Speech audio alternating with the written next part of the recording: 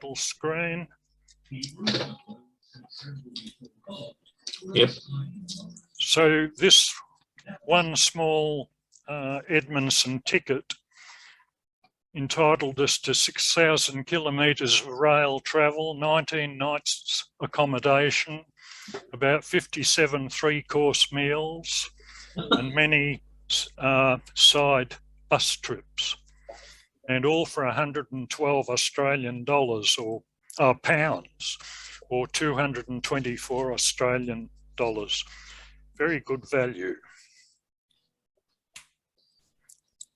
So this is where we travelled.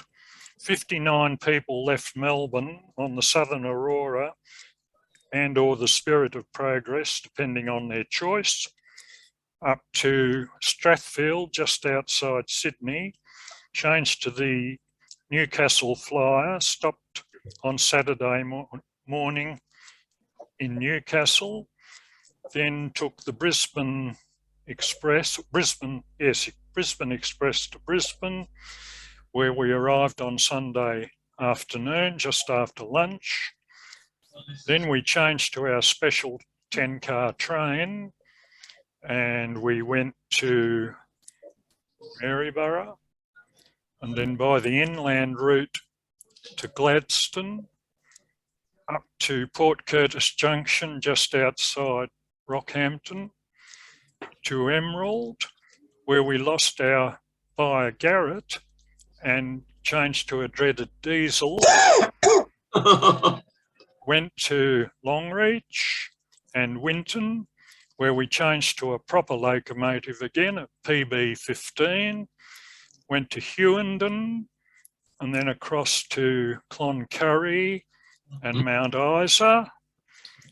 Then we took a TARDIS to Normanton, come back to the TARDIS later, travelled on the luxury named train, the Gulflander, to Normanton, took a DC3 to Richmond, and then back across to Townsville and up to Cairns.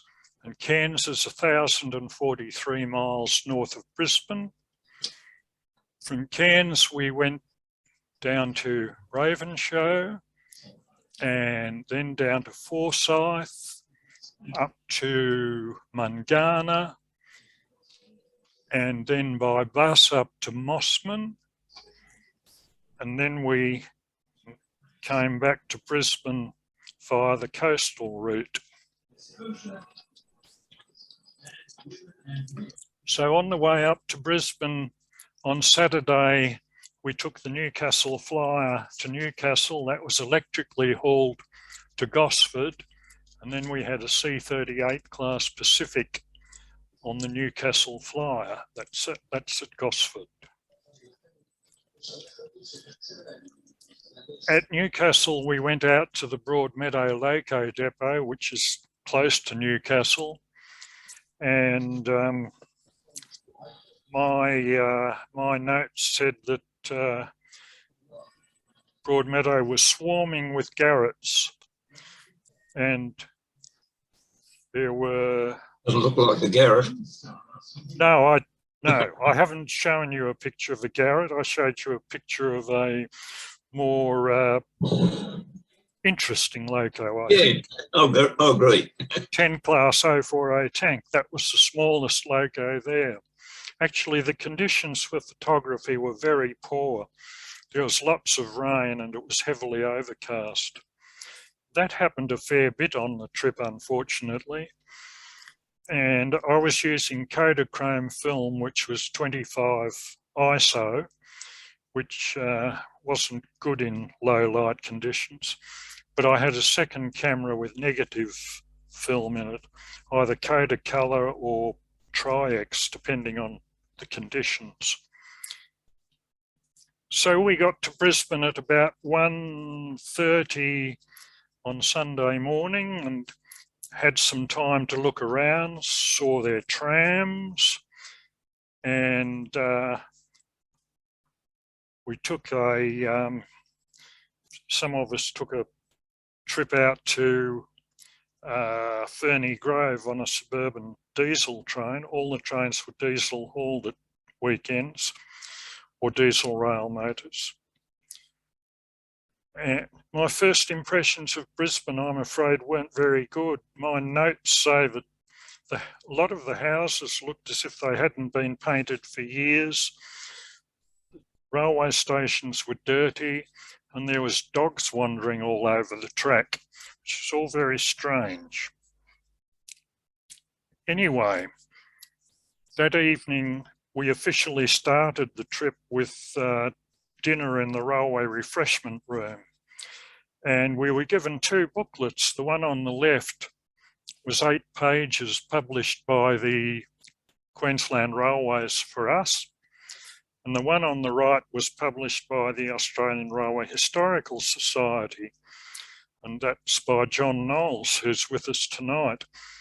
That was an 8-page book with the schedule of the train, and this one was a 68-page book, which is crammed with valuable information about locomotives and the route we took and the towns along the way. Page 3 of the book given out by the Queensland Railways had a greeting from the Commissioner of Queensland Railways. Amongst other things, he said, everything possible will be done to ensure that the arrangements made for your journey run smoothly and to your satisfaction. And I think they met that statement. So we had a 10-car train with 5 sleeping cars, 2 dining cars, 1 sitting car, a staff car and a van. There were 66 people on the trains, 66 passengers, which could be accommodated in 1 sitting in the 2 dining cars. So on Monday, we'd set out from Brisbane at about 11 p.m, but the train stabled overnight somewhere, I think Caboolture, for several hours. And then we arrived at Nambour on Monday morning, and that's our train at Nambour.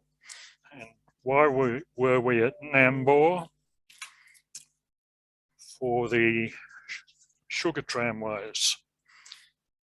The first thing I photographed at Moreton Sugar Mill at Nambour was this Shay loco, which unfortunately was out of service by that time, but was on display at the sugar mill. Then we took a bus to search out operating steam locomotives, and we saw Petrie, this Fowler 042 tank, in a rather nice setting, I thought. I like seeing steam engines amongst the forest. And then Udlow, and that's just after crossing over the David Low Highway Bridge. And I believe the train is coming from Bly. It's another Fowler, this time an 060 tank. So we then departed Nambour at 12 o'clock and had lunch at 12:30 in the dining car. And my notes say that we had mulligatawny soup, ham salad and jelly and cream and 2 cups of tea, and it was all very good. Every meal in the dining car was 3 course.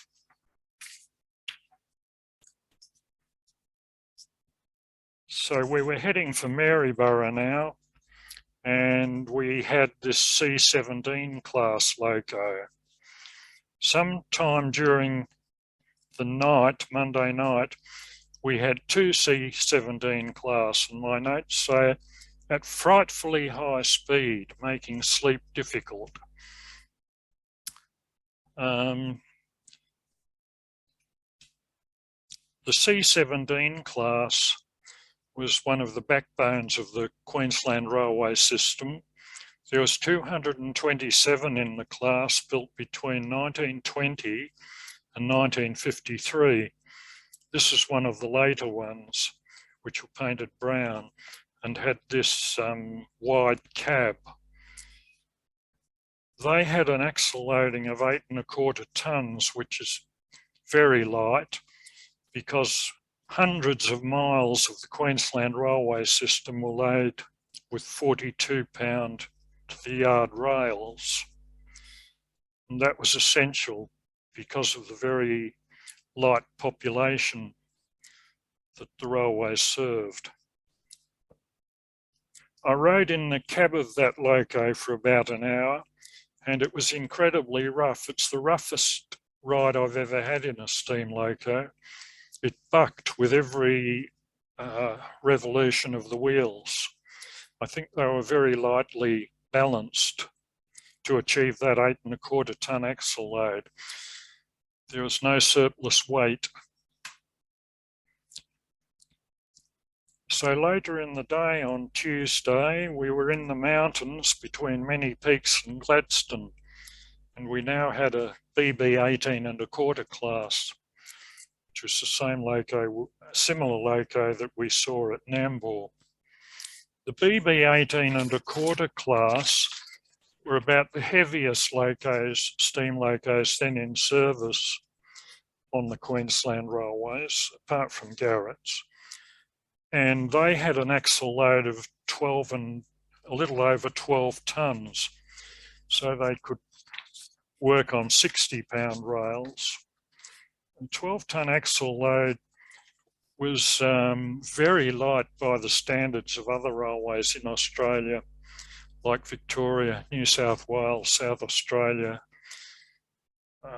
Queensland and Western Australia and Tasmania also had heavier axle loads than that. So on Wednesday morning, we changed to this AC16 class at Gladstone. There were 20 in this class built by Baldwin, USA in 1943, and they had a 9½ tonne axle load, which was a bit heavy for Queensland conditions. These locos were built for as an emergency measure for war service in various places, both to meter gauge and 3'6". So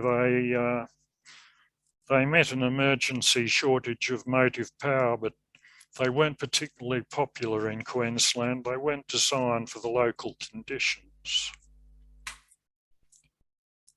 And that's north of Gladstone, going on the way to Port Curtis Junction at Raglan. We had about 1¼ hours there, and we crossed or passed 3 other trains, all hauled by diesels. Then just beyond Port Curtis Junction, this picture is just beyond Port Curtis Junction. We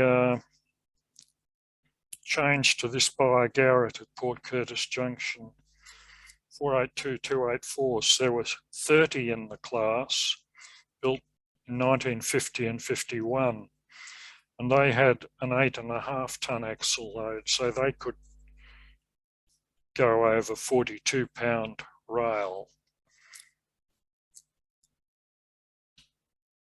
We were now travelling westwards to Emerald, and on the way we passed at least 7 trains, all hauled by Garrett's. That's actually not far west of Rockhampton at Stanwell, and it's our loco on the left. We were travelling 45 to 50 miles an hour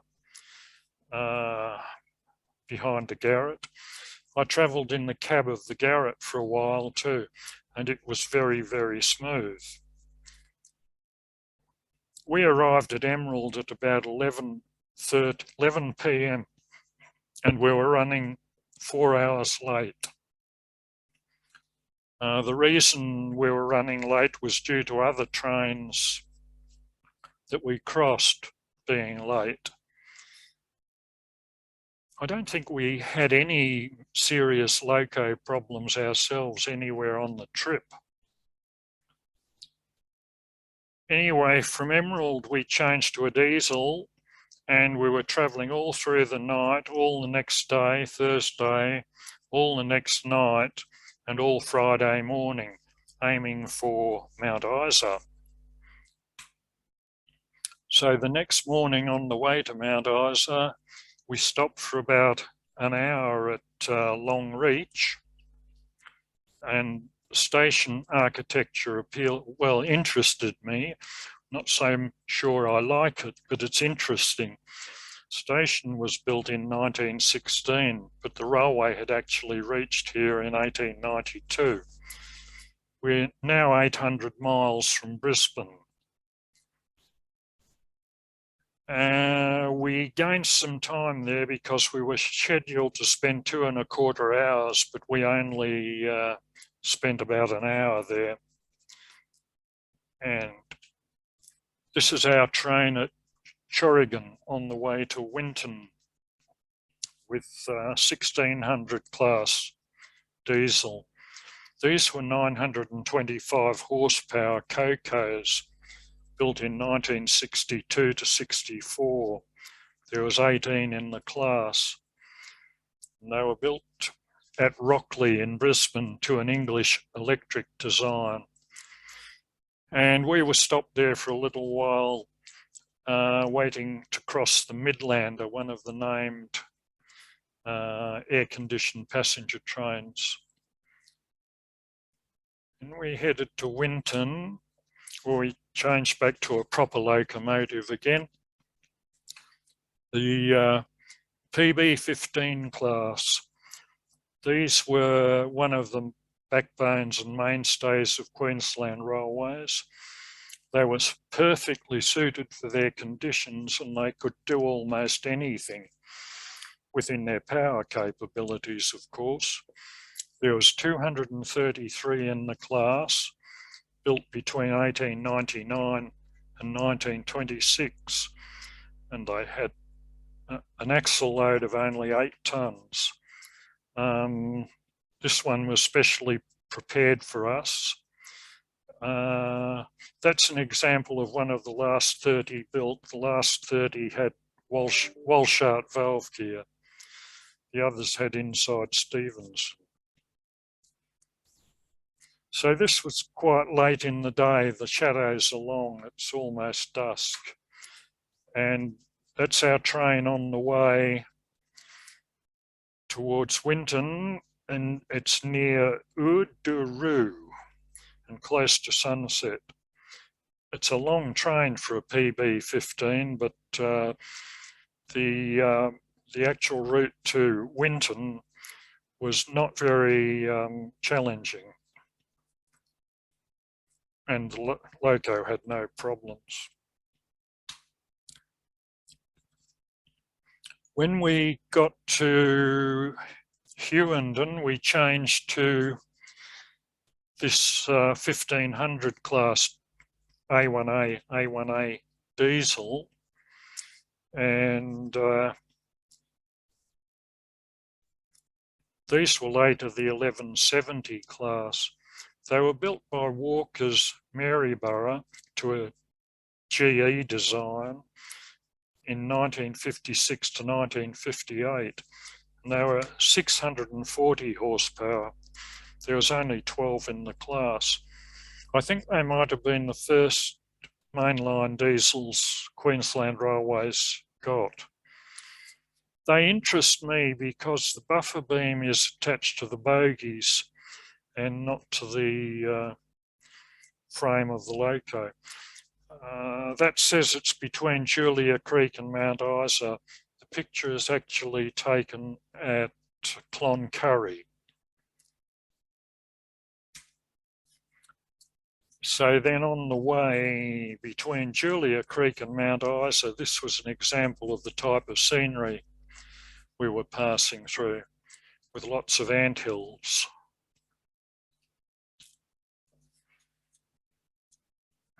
And again, between Cloncurry and Mount Isa, we passed through various stations. This one is Mitakudi, which just consisted of a house and the name board for the station. So then we arrived at Mount Isa about lunchtime on Friday, and Mount Isa is the centre of a major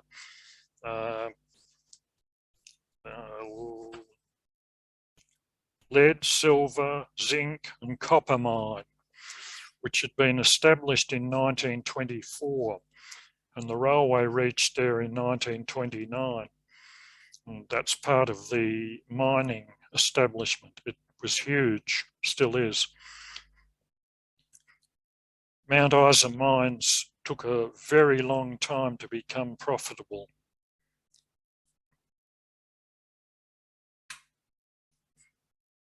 At Mount Isa mines, we saw this 060 diesel mechanical loco belonging to the mine. That was built in 1956 and was out of service by 1987 and probably scrapped. So we had to be up early on Saturday morning because we were being picked up by a TAA bus at 5:45 a.m. to travel north to Normanton. And that's taken from the Fokker Friendship on the way. Well, it was allegedly a Fokker Friendship aircraft, but I reckon it was a TARDIS. There it is at Normanton Airport, because not only had we travelled 250 miles north, we seem to have travelled 30 years back in time. It was quite amazing in Normanton at that time. The two air hostesses there are carrying our lunch for transfer to the Golflander. And there's our ticket for the Golflander. This was an optional extra trip. It's limited to 20 people and it was quite expensive actually, £20 for the day, but it was priceless. The experience was priceless. So we went, the locals met us at the airport and took us out in their cars to Normanton Railway Terminus here. Now, slide 32, I've got to look at my notes. That's the blacksmith shop. That's the workshop. That's the water tank for the steam locos. That's the goods shed. Behind the goods shed there was a store building, and that's the railway station. Behind the workshop building there was another building, the engine shed, which had been demolished by 1964. And that's the station at Normanton. The railway opened here in 1889. The last steam loco operated in 1929, and since that time all the trains have been worked by rail motors hauling goods wagons, except that in much more recent years they've had a diesel mechanical loco working there working there at times. Okay, this is the blacksmith shop, the workshop, the water tanks and the store. There you can see the remains of a locomotive that are in the engine shed, demolished. And that's the locomotive. And it is a B13 class, was built in 1892, spent all its life at Normanton and at last worked in 1925. And the boiler was removed in that year. The B13 class was a mainstay of Queensland railways in the latter part of the 19th century. There was 112 in the class. Also there were two A10 class 240s, this one and that one. And these last worked in 1895. Interestingly, as well as losing their boilers, they've lost their cylinders. And I suspect the cylinders might have been sold to a gold mine at Croydon to be used in some sort of machinery.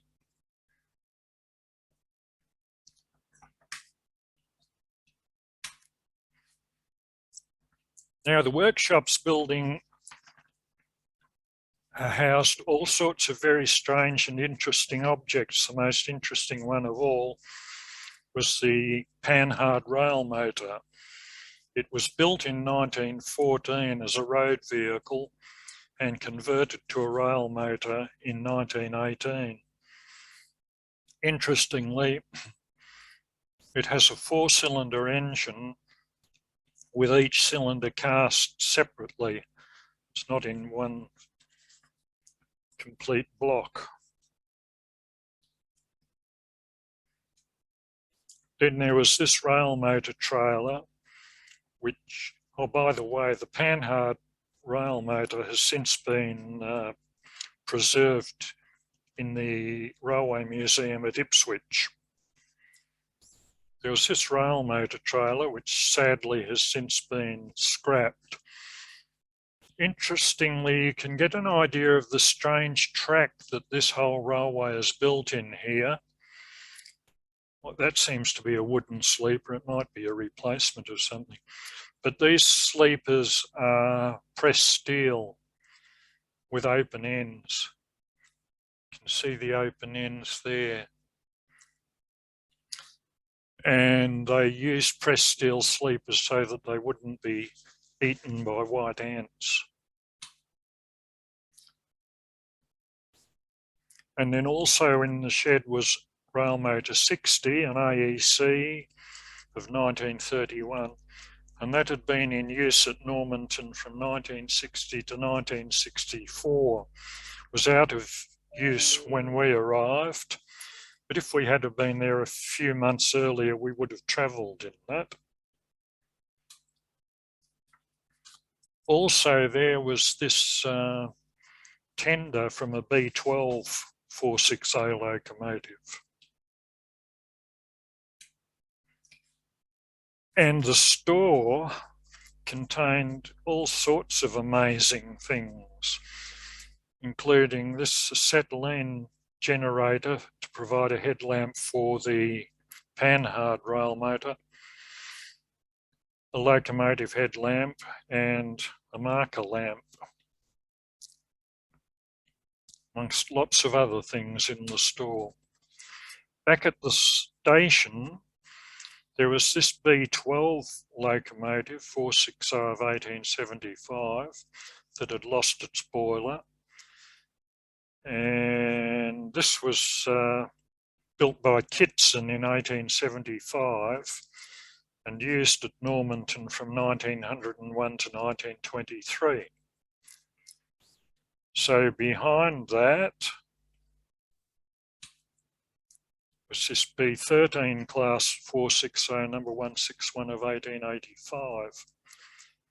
And this was used at Normanton from 1894 to 1929. It was the last one in service.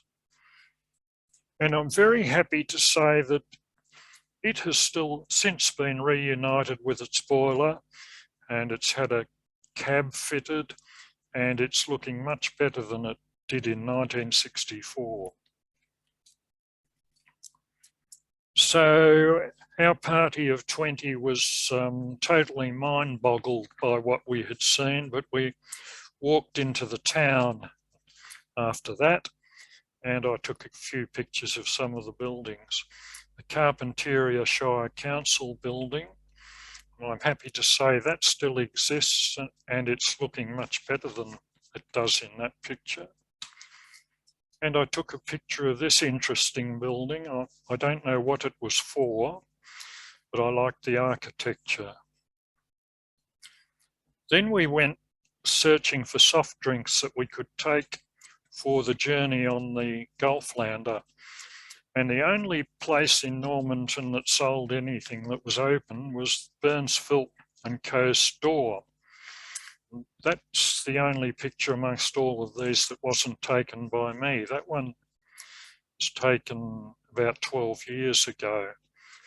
But the Burns Philp store sold soft drinks and practically anything that you needed for running a cattle station.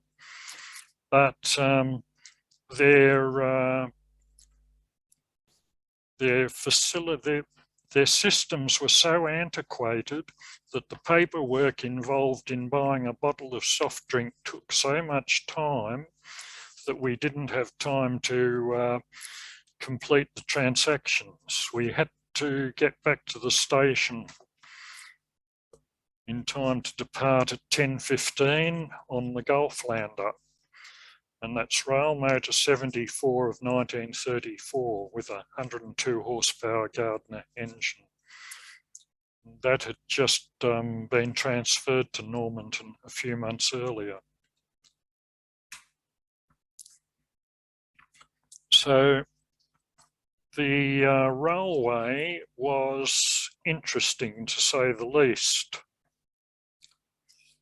The rail motor has a single rear axle, and the accommodation, it normally has accommodation for about 12 people, but we had a party of 20, so there was extra seats put in the back, right over the back axle, and everybody had to share a ride over the back axle.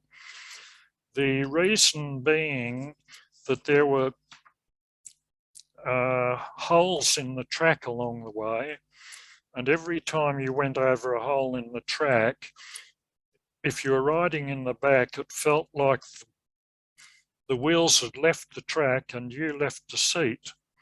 So it wasn't too comfortable in the back. That's why we each shared about a third of the trip in the back. And the other interesting thing is that because of the strange track work, and no proper ballast, there were lots of kinks. And when we approached a kink, went over a kink, the whole body of the vehicle swayed violently from side to side, which made the trip very interesting, not particularly comfortable.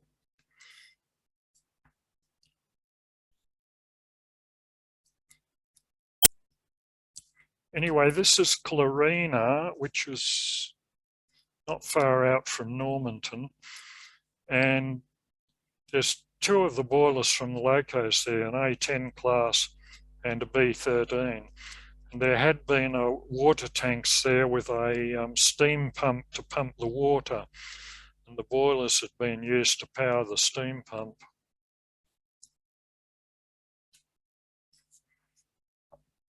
This was the most notable feature on the line, or is the most notable feature on the line, a bridge at Glenore.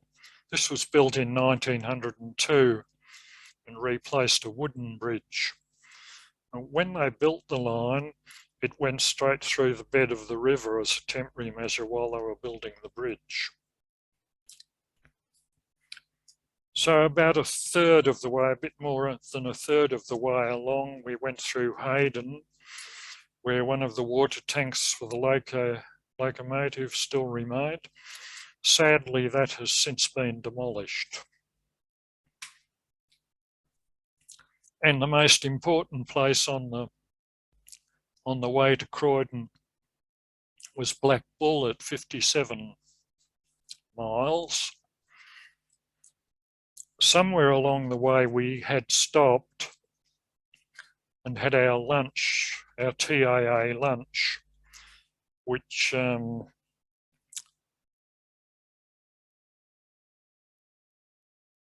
was a salad with chicken and so forth, and according to my notes was very good. Anyway, interestingly here, that building there, rather amazingly, was a refreshment room, and it operated until 1947, even though there was only one train a week, one rail motor a week in each direction. So finally we came into Croydon, and that's the original Croydon station, which was demolished about 10 years after this trip in a storm and replaced with a much smaller building without the overall roof.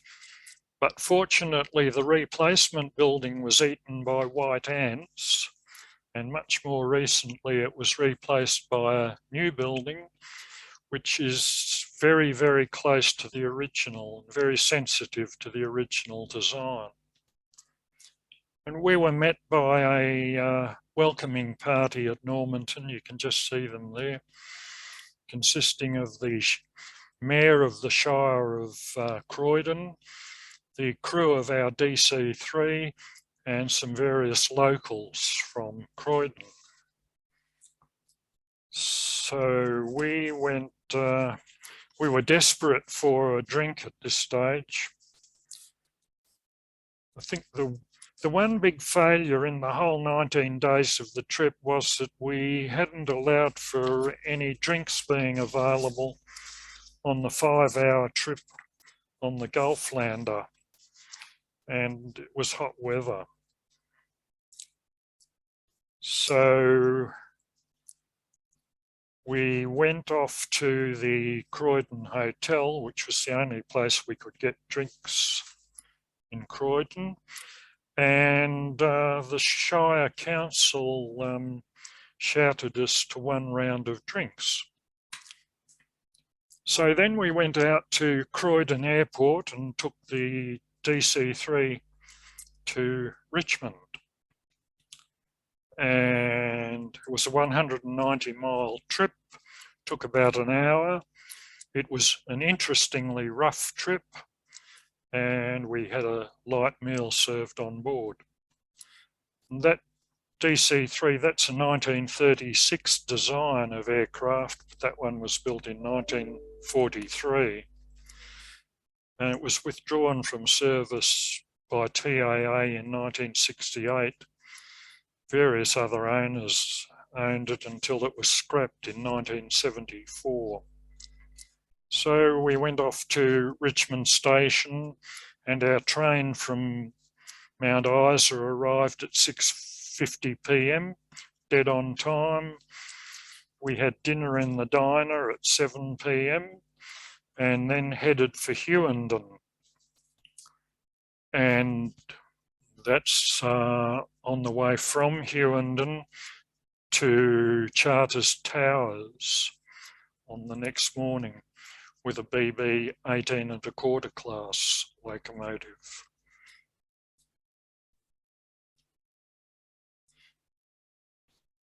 In this area, the railway was being completely reconstructed, and there were a lot of deviations, and travelling over various new sections of the track, we got up to quite high speed for Queensland, and Claude Einstedel, who was a specialist in train timing in Victoria, timed one section at 56.4 miles an hour behind that loco.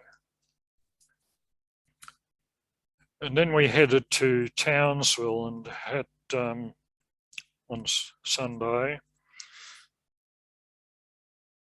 No, on Monday.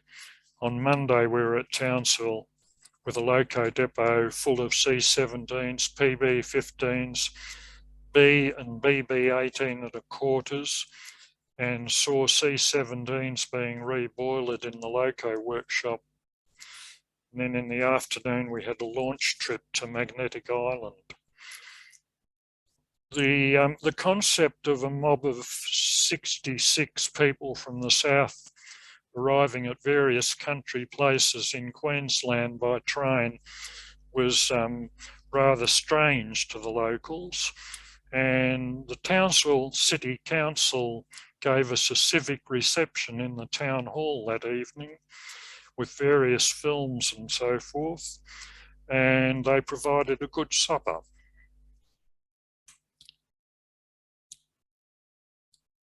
So Tuesday afternoon we got out to Innisfail on the 2-foot gauge Innisfail tramway, which was run by Queensland Railways. They provided this special mixed train for us, and those 2 wagons were our passenger accommodation. And this is the same train. The loco is a DL class. It's a Comeng 060 diesel mechanical of 1960 with a 150 horsepower Gardner engine. And this is us riding on that train.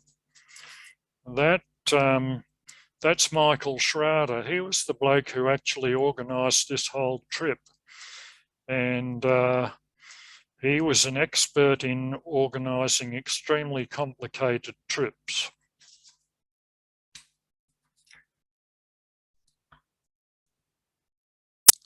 And that's our loco, named Kuranda. So after a journey on that tramway, we joined a bus and went out to Marillion Sugar Mill and saw this Fowler loco, and the driver was rather very confused actually by a busload of people suddenly landing upon him with cameras. Wasn't expecting that. Then also at Innisfail at South Johnston Mill we saw Hudswell Clark number 5, 042 tank. Then close to the end of the day when the sun was setting, we got back to Innisfail Loco Depot, Queensland Railway Depot. And I took a picture of this Queensland Railway B9.5 class loco. This was the last steam loco intact from the Innisfail tramway, and it had just been painted, ready to be put on display somewhere in Innisfail. And that picture was taken almost at dusk with my camera, my second camera on a tripod using high-speed Tri-X film. I'm amazed at how well the picture came up considering the lighting conditions.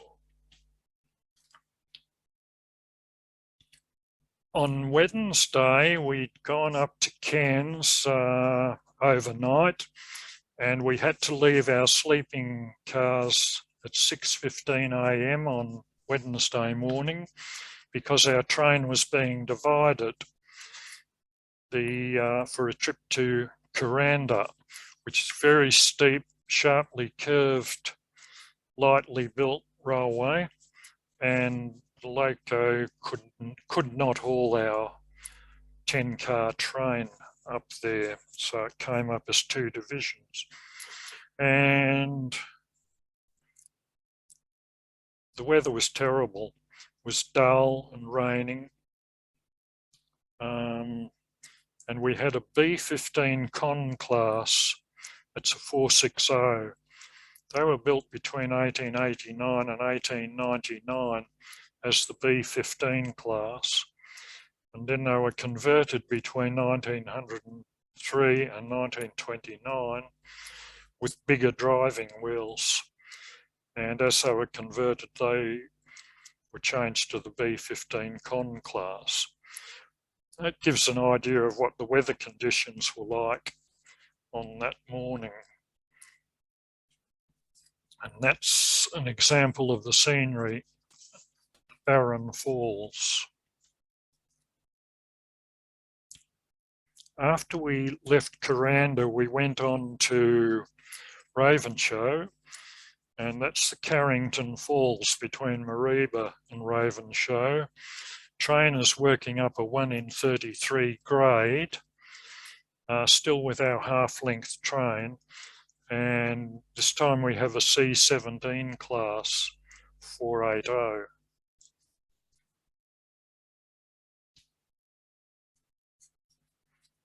Next day, on Thursday, we have two B15 Con class locos on the way to Mount Surprise. This is with our full-length train. And we arrived at Mount Surprise at about 8:30 a.m.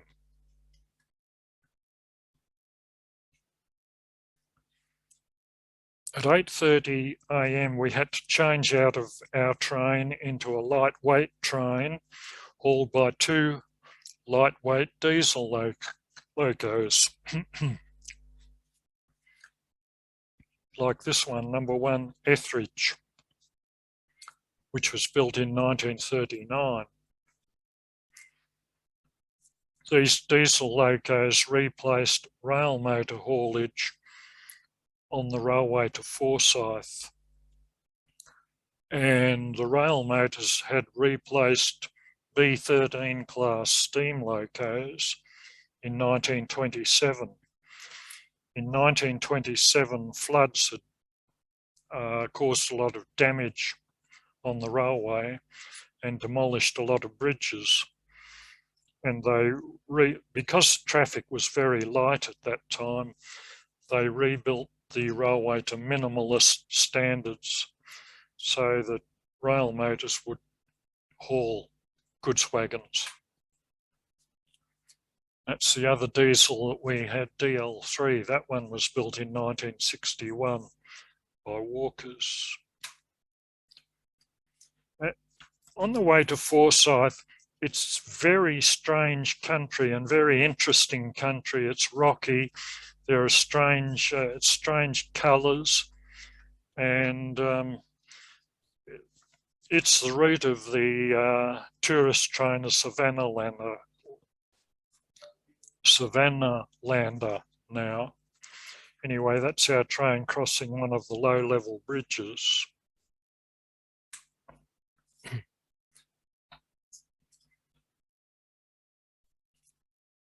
And that's our train again crossing the Copperfield River Bridge. Excuse me. Copperfield River Bridge at Innisfail.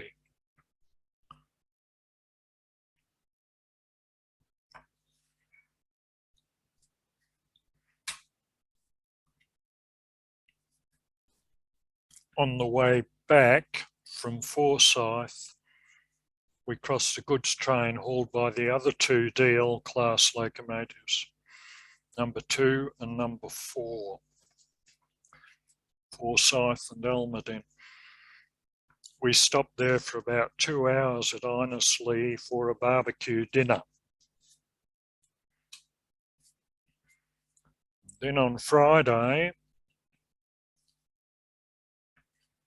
we were on the way to Chillago and Mungana with a B15 Con class loco and a PB15 class loco, and each had a water tank.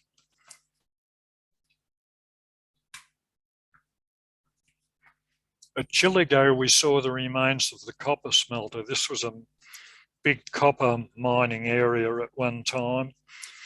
The copper smelter had closed in 1950. I think the main traffic on the railway to Chillago and Mungana at this time was cattle.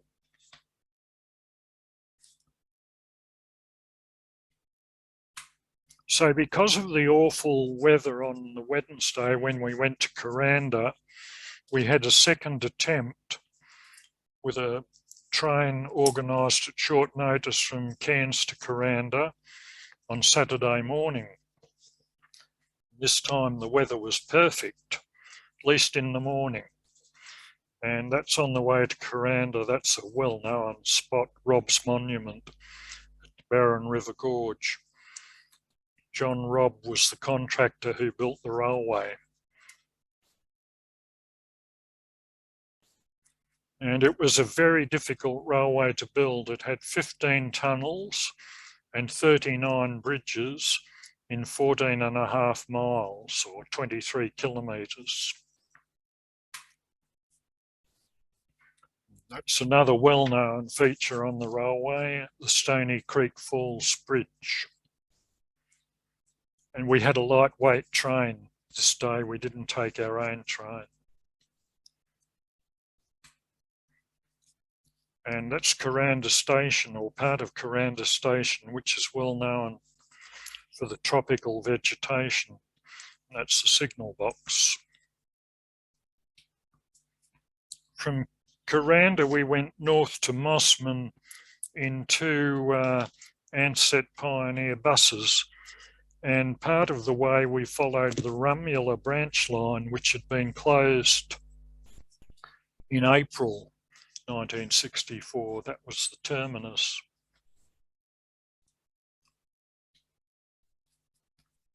By the time we got to Mossman, where there's a sugar mill, the weather had turned quite nasty.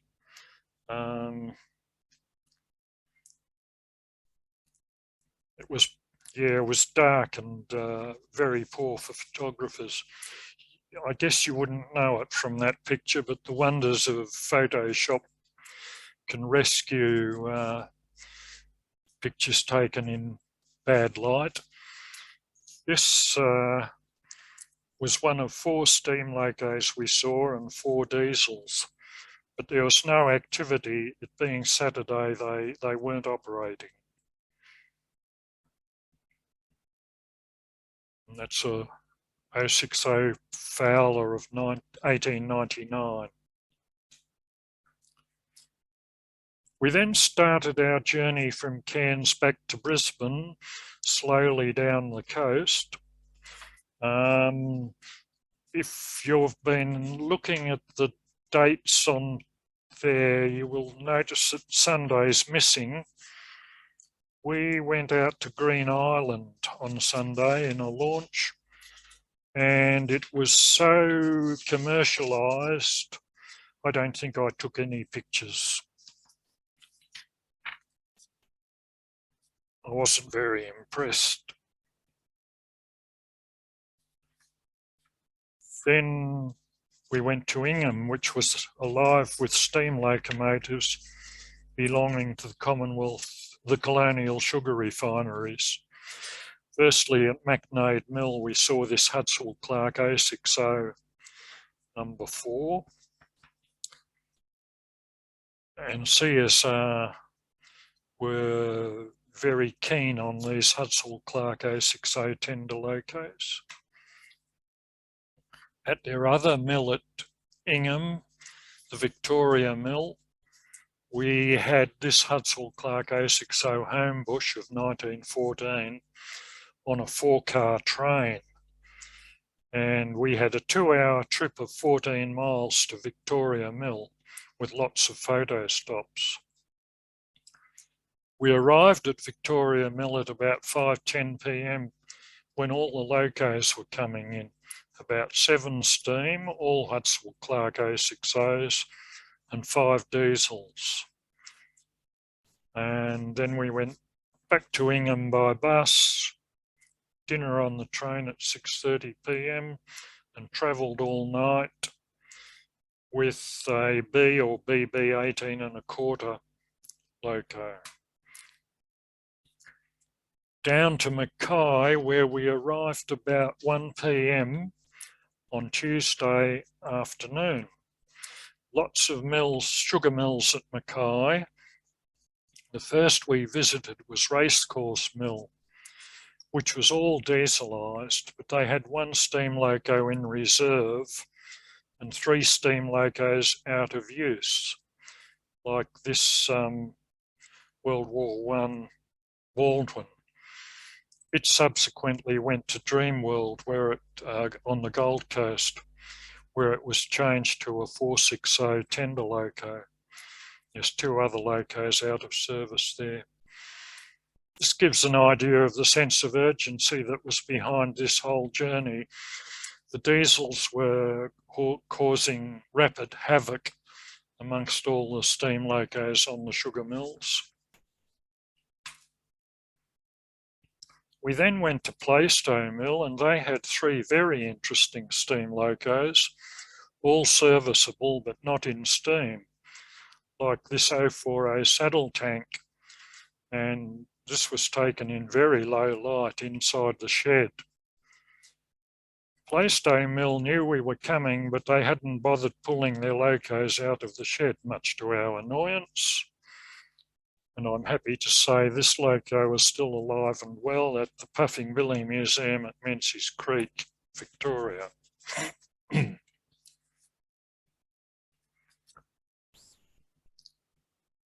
We then went to Marion Mill, and they also knew we were coming. They hauled all their steam locos out and cleaned them. They had 2 in steam. They prepared a duplicated leaflet about their locos. They presented the society with a builder's plate, and they offered the loco as well. And at Marion Mill, amongst other things, we saw these 2 interesting locos that had fallen victim to marauding diesels, Avonside and a Dick Kerr 042 of 1907. So then on to North Eaton Mill.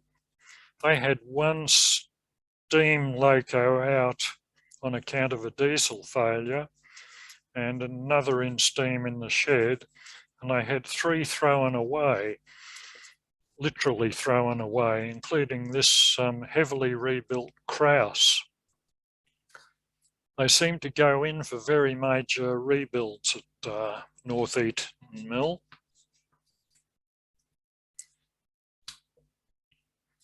Finally, on Tuesday, we saw this 460 Hunslet loco of 1917.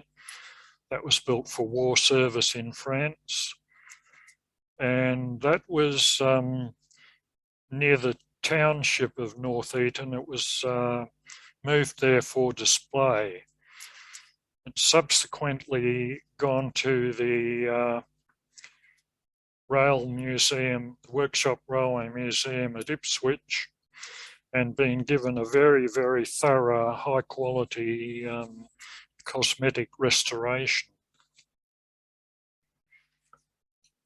So we went on to Rockhampton on Wednesday morning, and there we had a BB18 and a quarter loco for a trip to Mount Morgan Mines.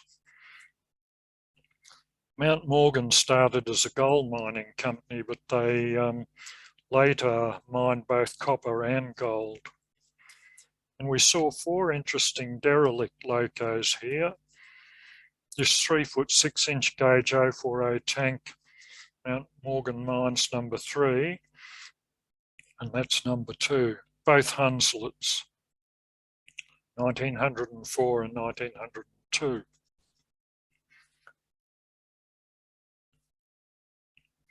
Number 3 was later restored to working condition and used by the Golden Mount Rail Preservation Society in Mount Morgan for a while, but it's now believed to be stored. And number 2, I believe, is also stored somewhere at Mount Morgan. The other 2 interesting locos there were 2 3-foot gauge Fowlers, that one and that one, which came from the Warburton Timber Company in Victoria.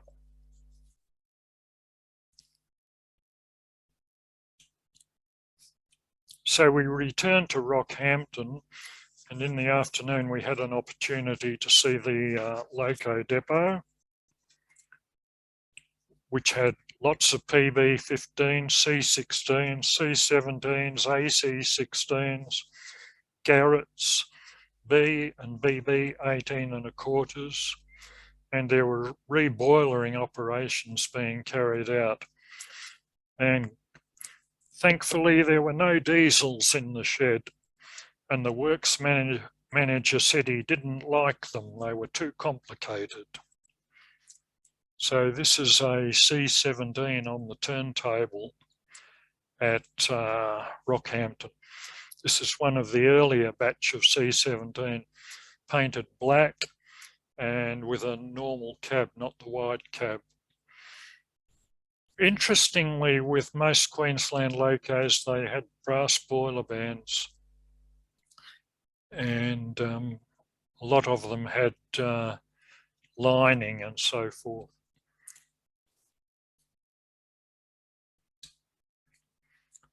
So Thursday was the last day of our trip, and what a day. We were at Bundaberg. We were travelling on a bus. There are actually two buses provided.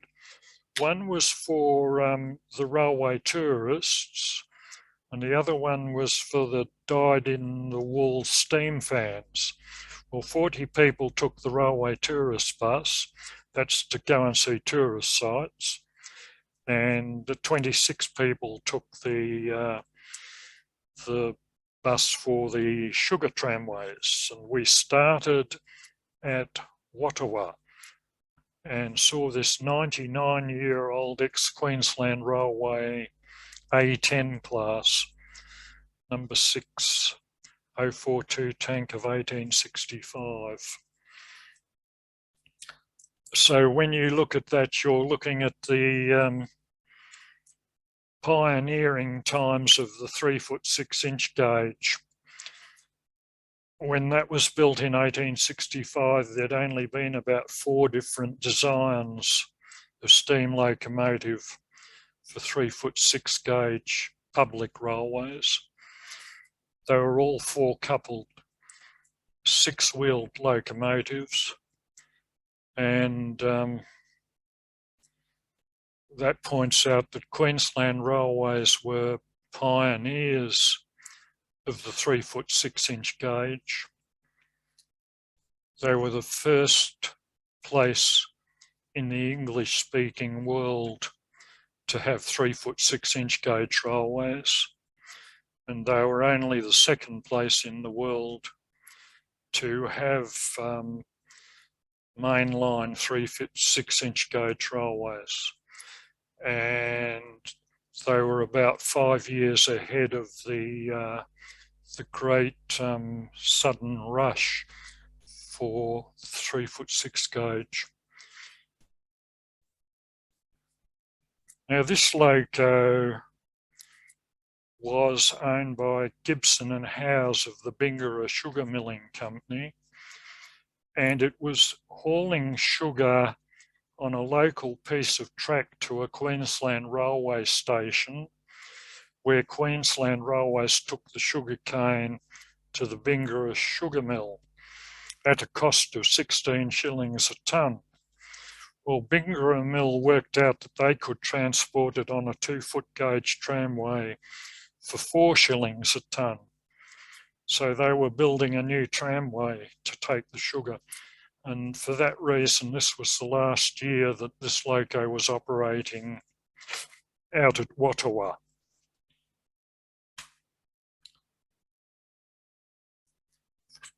From Wattawa, we went to Gingin Mill at Wallaville, which is 40 miles from Bundaberg. And we had about 2 hours there, had our lunch there. And Gingin Mill, which has since closed, looked very old and weathered and not very prosperous when we were there. There was a Hutsville Clark 060 tender loco shunting there. A Hunslet 460 tank came in with a train, and then Stella came in. And I think Stella was the most interesting of them. Krause 060 tank of 1897.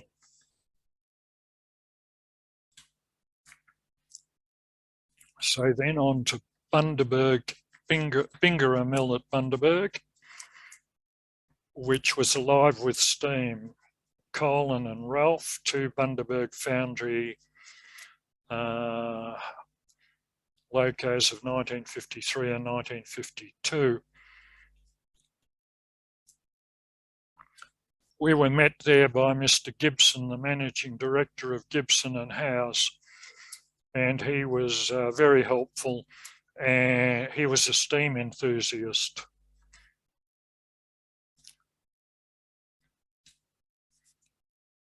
Bingara Mill also had several other 3-foot 6-inch gauge locos, like this B13 class 460 of 1883.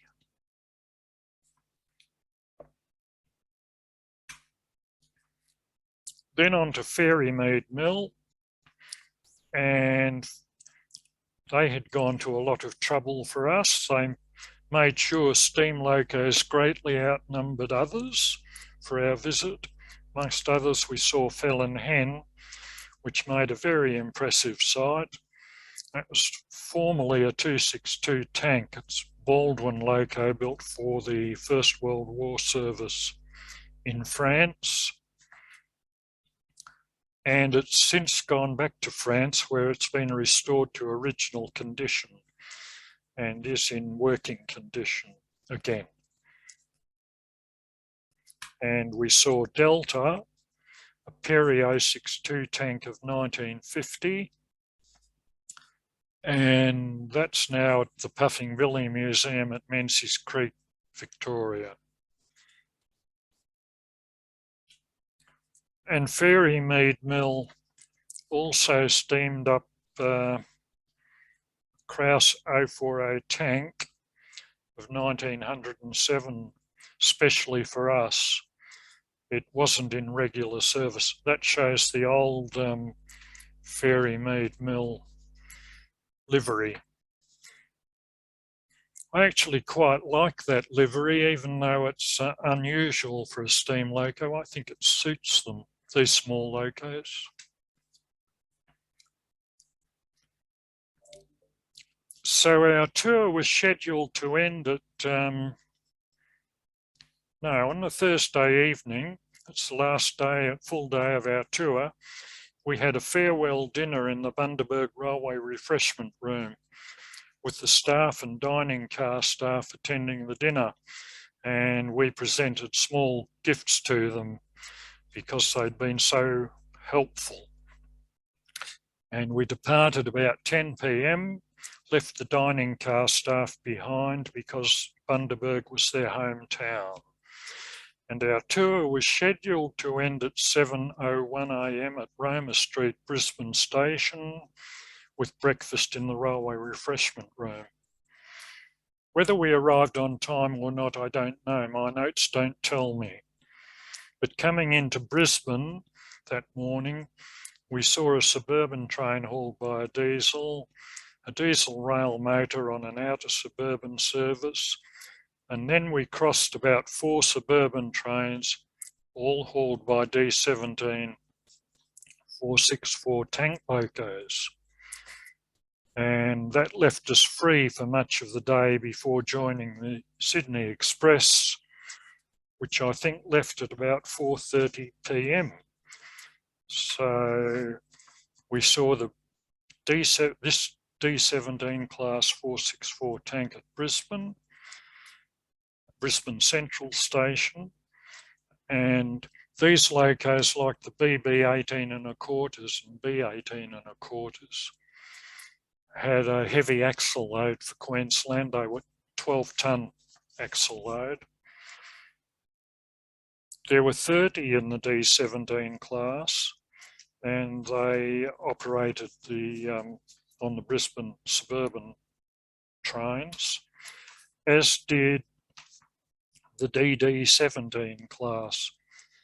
and there were 12 in this class, built from 1948 to 1952. And there ends the tour and the presentation.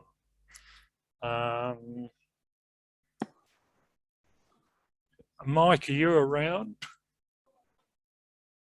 No. I am, Bill. Sorry, Frank.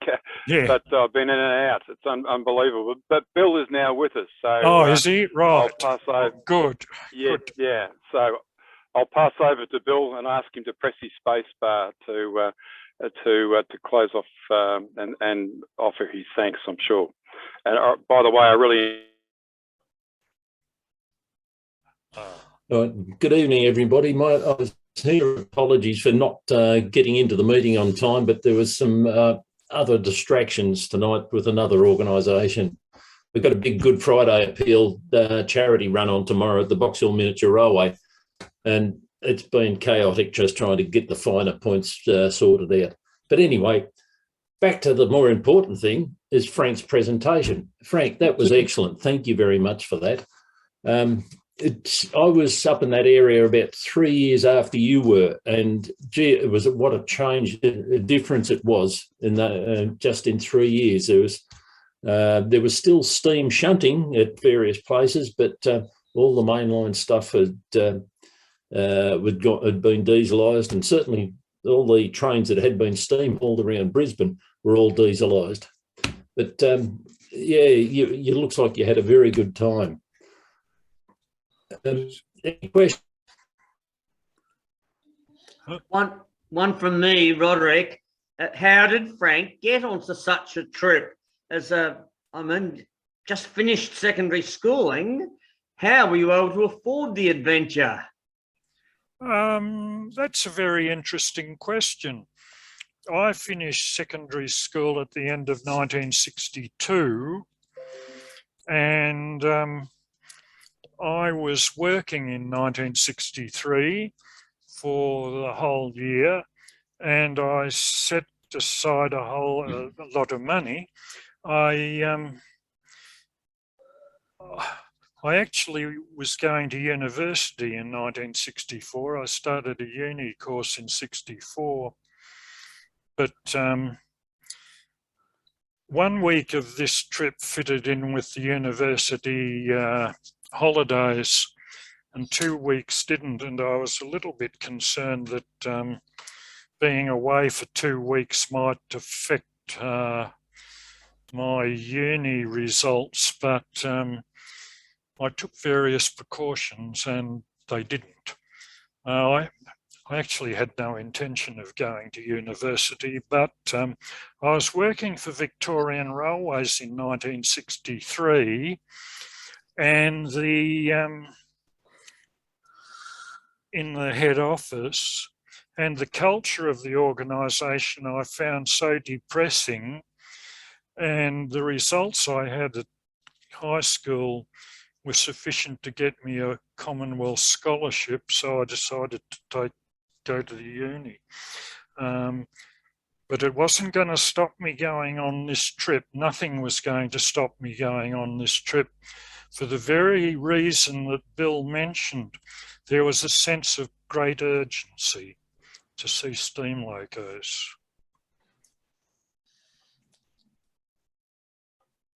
Frank, it's Bill again. One of the things you said, you stopped off to have a look at the Rockhampton roundhouse, and it was January 1968 when I called into there, and there was just garrets lined up everywhere, all stone cold. Oh, right.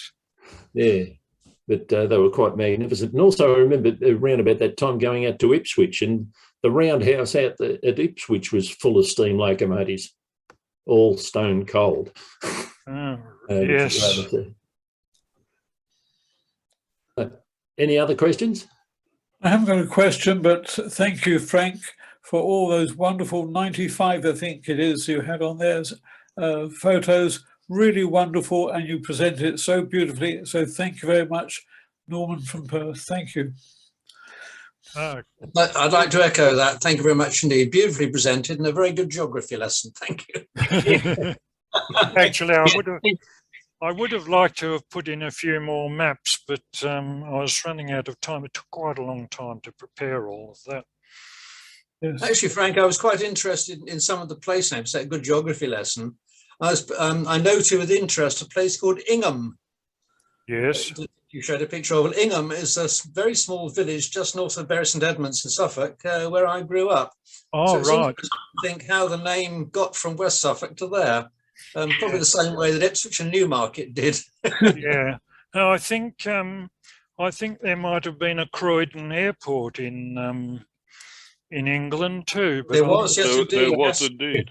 I'm sure it wasn't as magnificent as the Croydon airport at Croydon. It had, I think it had a fence around it to keep the animals out, and it had an earth runway and a couple of windsocks, and I think a sign saying Croydon Airport.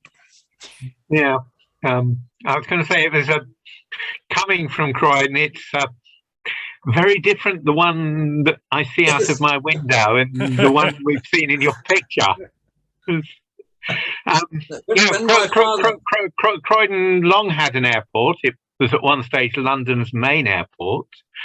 And long after the last plane had gone, you could still get a bus there. When my father moved to Croydon in the early 30s, my father was born in France and the family lived in France for a while. And my father was fluent in French, and that's entirely another story. They moved to Wallington, which was sort of within sight of Croydon Airport. And I remember my father saying that you could tell they were new to the area because every time there was an aeroplane came in and out, we're talking of the days of Heracles, sort of biplanes and so forth, they dashed out to see it. All the locals, of course, are quite used to it. But no, the airport, I think Jeremy will confirm that, it's the site has been redeveloped. But so there was an airport in Croydon. The control tower's still there.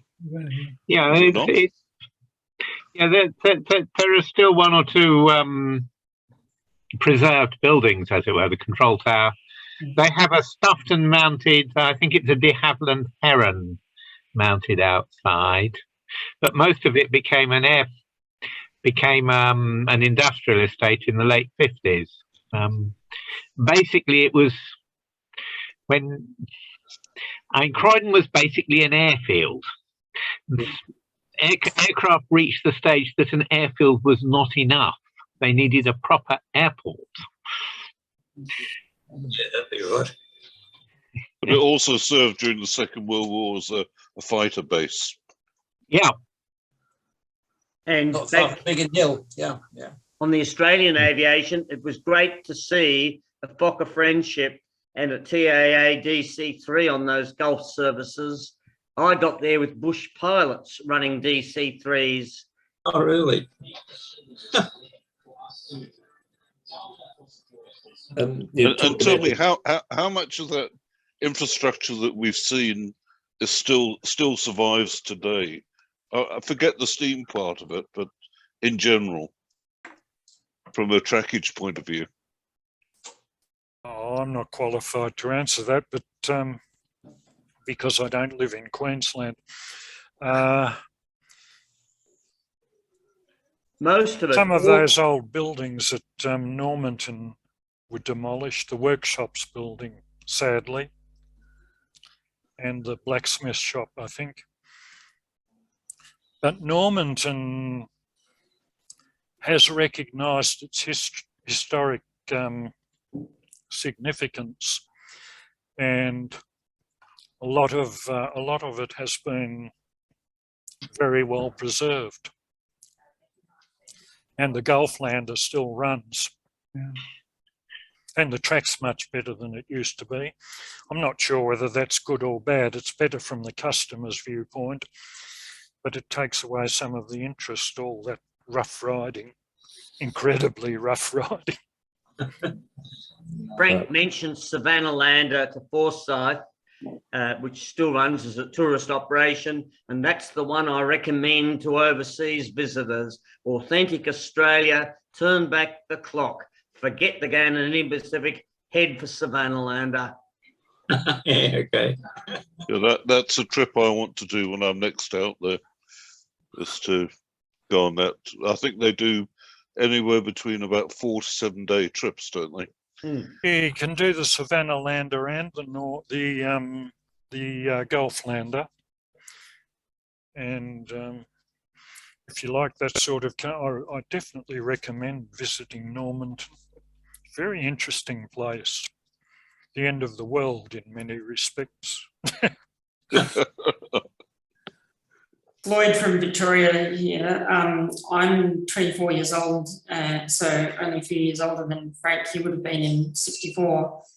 I toured Queensland by rail in 2019, seeing as much as I could within a 3-week span.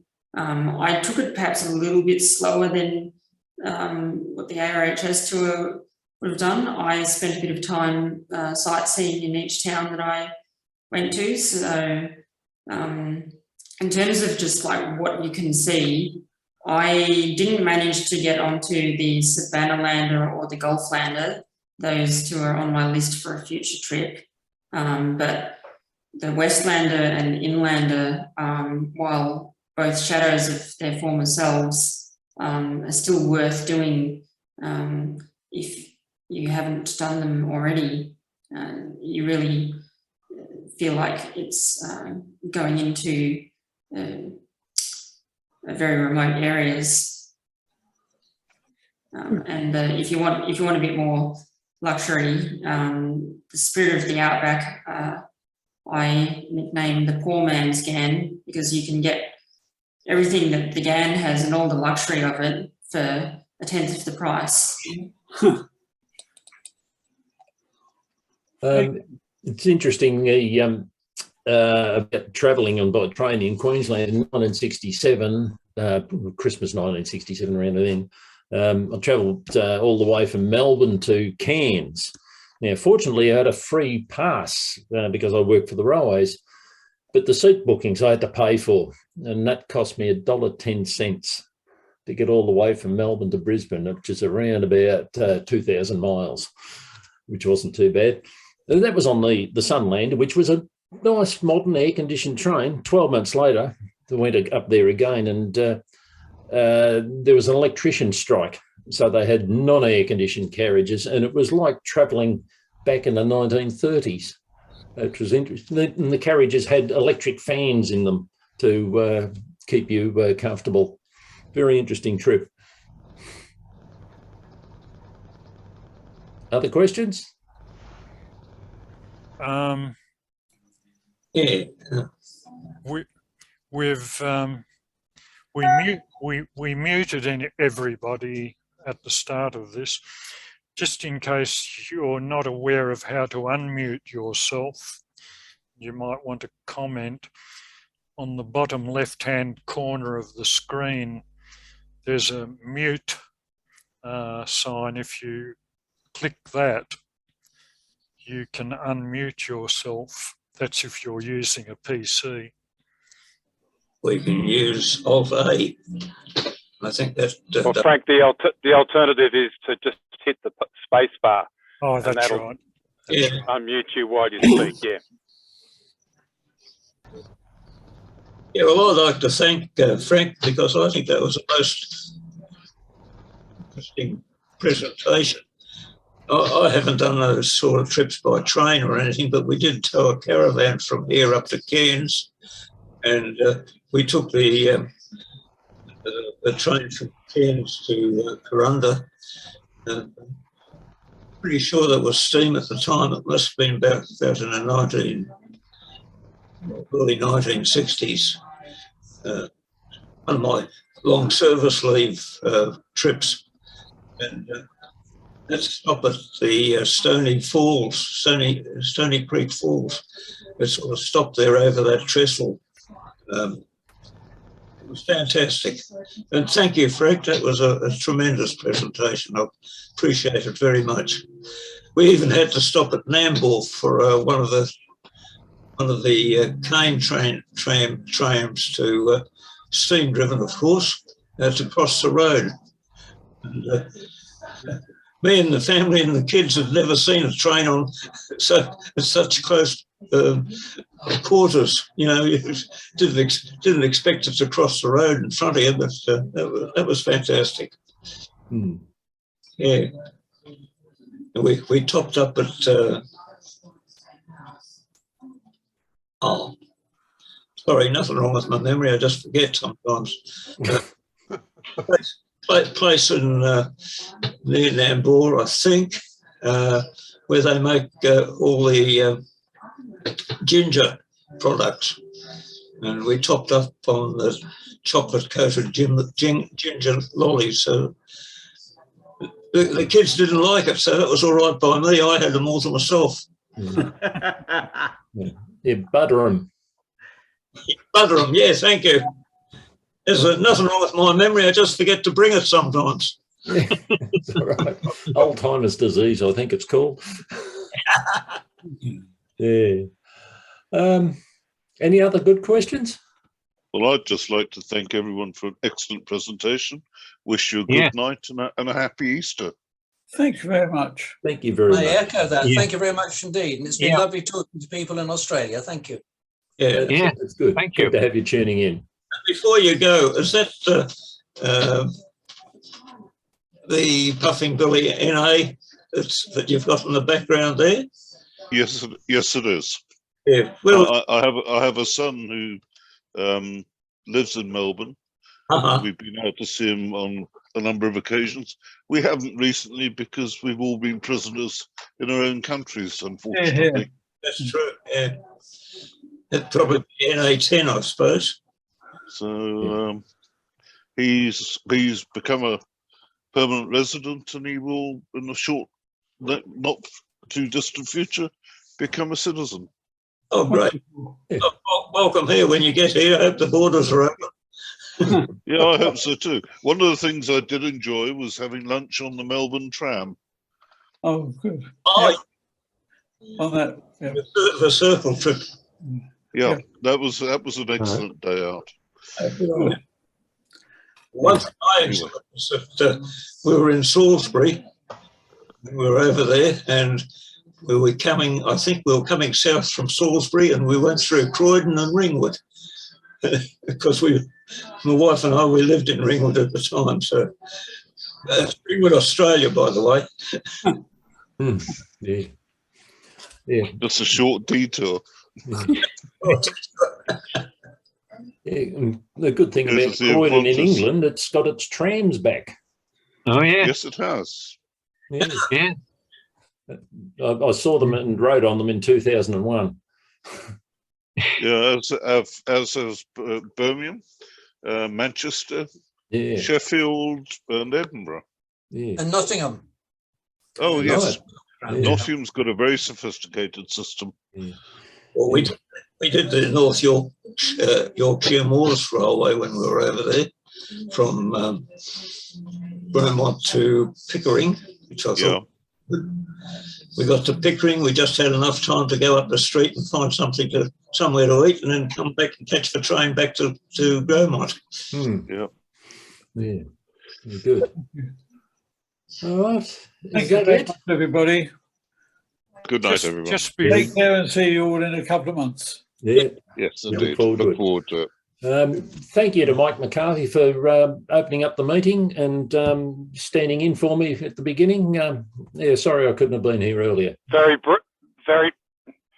briefly, Bill. I'm in the far southeast corner of Her Majesty's colony of New South Wales at the moment, and unfortunately, it's got 18th century internet connection, it seems. So I apologise for the problems earlier on, but we got there. That's the main thing. Yeah, you've done well. All the very best, everybody.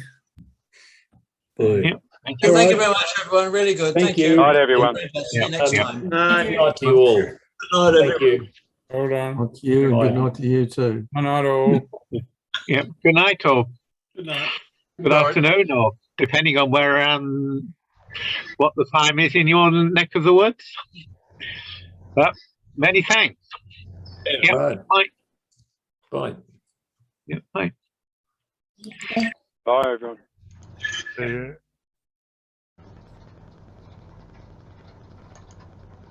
Yeah, good night, everyone. I'm going off. See you later. Bye. See you next month or whenever. By the way, I just got my latest copy of our magazine. Oh, good. Pretty good.